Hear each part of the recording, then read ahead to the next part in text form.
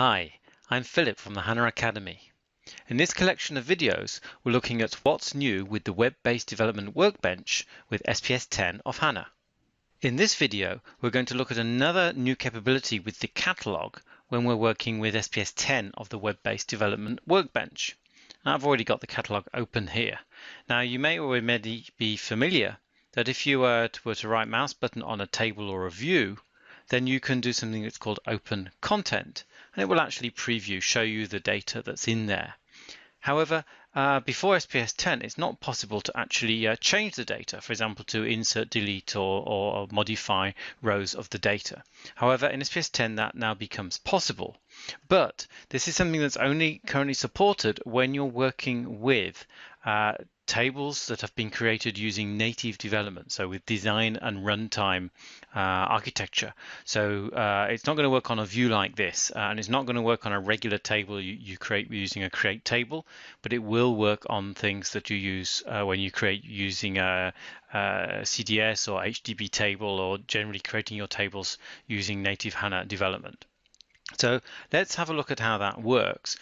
We're going to need to create a project. So the first thing to do would be actually to go into the editor. We can either go here, or of course when you're in any one of these, you can also get to the other options by just clicking on the link. So I can open up the editor here. And what I'm going to do is to create a new project where we can create a native development table, a table created using our native development capabilities within HANA XS.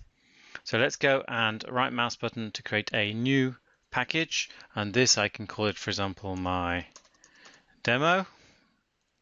So I've created a new package, and then within that I would need to create a schema.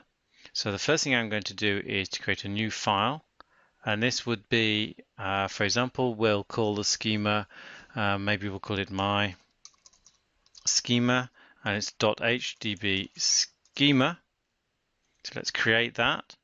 And you don't have to write all the code because you get a nice snippet up here at the top. So if you click that, you'll see it will generate you some code. I just need to change that to actually give it the schema name I want, which is going to be my schema. There we go, my schema. So let's now save that. And the schema will be created once this has been activated. We also now need to make sure we've got rights to it, because it's the repository user that's basically created this. So we've got a nice little option at the top which will generate us the standard authorizations on the schema, so be able to select, read, and whatever.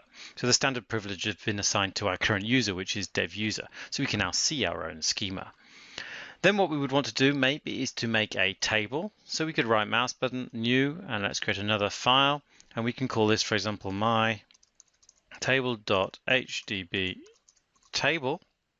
And again, we don't need to write the code from scratch. We can take a little snippet here and paste that in, and you see it's actually changed the code. It's put in my schema. It's going to be a column table. We've got these fields in it. Maybe we'll have a key, which is a tiny integer. We've got a double. We've got a character, etc., etc. So we've got a simple table here. I'll not change that for this example. I'm just going to save it, which will then activate that table. Basically, the table will now be created. There'll be a design time version in the repository, but there'll also be a runtime version, which is the version we're going to actually be using.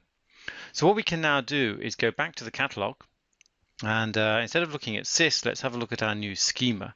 Now we'll just need to quickly refresh that list because the schema has just been created, my schema. So we can look in there, and if we go and look at the tables, you'll see we have a table, and it's using this native data structure, the name, it's with a double colon in it, because this has been created via the repository. So if we now right mouse button on this one and choose the open content option, what we see is we get some extra options up here on the toolbar. We get the ability to insert, delete, and save changes. So for example, I hit the plus sign, it's going to insert a row. I can maybe add key 1, a double value 1.0, and then another double value for field 2, 1.0. Now we've got that all in this table structure. All of these columns are required, none can be null. So let's just try saving it. And actually, yep, we get a message saying that it's been saved. We could add maybe a second one. Let's just check here if we put in a value of 2 and then leave the field 1, 2, and 3 empty and try to save that. Now we see we get a message because we have a null value in field 1. So we could put in maybe a value of 2 and a value of 2 in there and a B. So we've got some data. Let's save that. So we're able to actually create rows.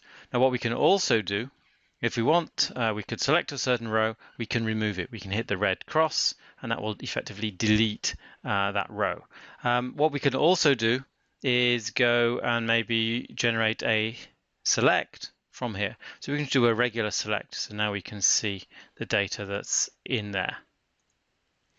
So let's go back and now delete that second one, save that and refresh. Now we have just one row, and if we refresh our straight select, we'll see we just get one row shown. So we can add delete data, and obviously if we select one, we can normally make a change. We can add, maybe change this value to 2 and then go ahead and save. So we can modify values as well. Let's just see that our value has been changed. There's one other thing to show in this data preview when we're working in this way. We have some more complex filtering capabilities now. So if you choose, for example, add filter, you can actually go and add complex filters on more than one of the fields with all sorts of different options, adding values, etc., or even searching on values that exist in the tables. So selecting equals 1, for example, apply the filter. So you've got some more advanced filtering capabilities. So that's the data preview. When we're working on tables created through the repository, we can now insert rows, we can delete rows, and we can modify rows.